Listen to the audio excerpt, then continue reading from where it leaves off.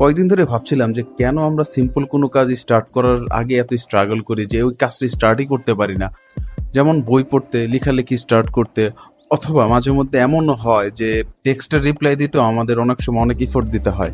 UCL এর একজন neuro scientist brain imaging করে দেখিয়েছেন যে যখন আমরা নতুন কোনো কাজ করার চিন্তা করি তখন আমাদের ব্রেইনের অ্যামিগডালা অ্যাক্টিভ হয়, আর অ্যামিগডালাটা হচ্ছে আমাদের ফিয়ার সেন্টার। আমরা যখন নতুন কোনো কাজ করার চিন্তা ভাবনা করি তখন আমাদের ফিয়ার সেন্টারটা অ্যাক্টিভ হয়ে যায়।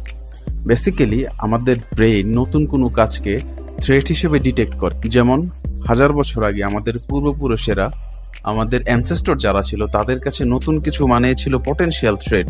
কিন্তু হাজার বছর ধরে এত পরিবর্তন হওয়ার পরেও ব্রেইনের এই রেজিস্ট করার হ্যাবিটটা এখনো আছে।